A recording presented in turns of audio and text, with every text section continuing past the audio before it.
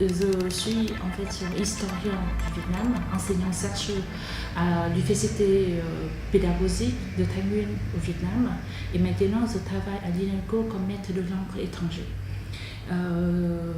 D'abord, il faut dire que cet ouvrage est une version remaniée de ma thèse soutenue en 2015 à l'université Paris Diderot sous la direction du professeur Emmanuel Poisson. Je m'intéresse sur l'histoire de la frontière du Vietnam, notamment la province de Cao Bằng, parce que l'histoire de la frontière au Vietnam attire pas beaucoup l'attention des historiens du Vietnam.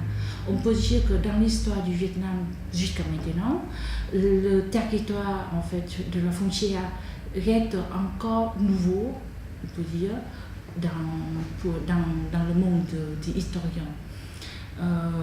La province de Cao Bằng se trouve en fait à 300 km du nord de Hanoï, mais il n'a cessé d'apparaître dans les yeux des autorités centrales, aussi des populations du Delta, comme une région de forêt sacrée, de l'eau insalubre, c'est-à-dire un lieu terrifiant, impossible à contrôler. Et un grand nombre de mandarins ne voulaient pas nommer Cao Bằng.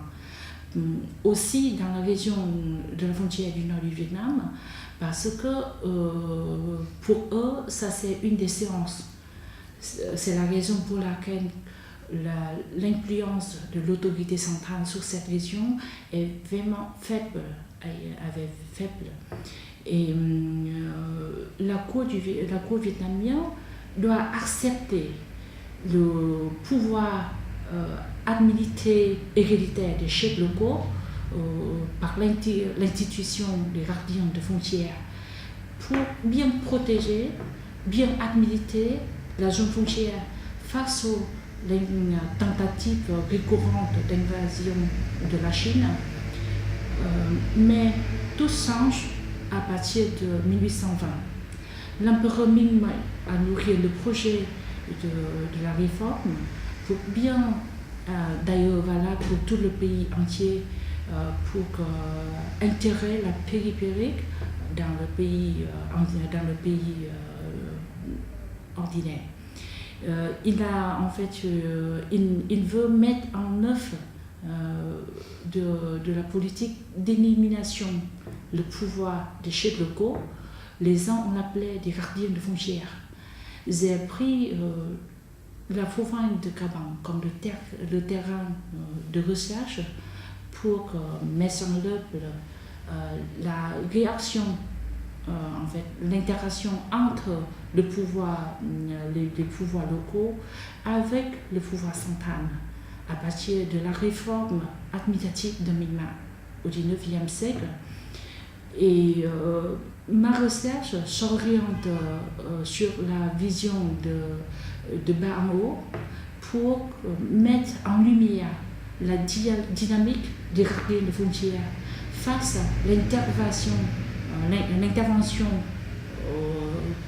puissante de l'État, ou on peut dire des pouvoirs centraux. Et mais je n'oubliais pas la rivalité entre les chefs locaux, les gardiens de frontières eux-mêmes. Pour les mots-clés, je dis d'abord le mot l'intégration.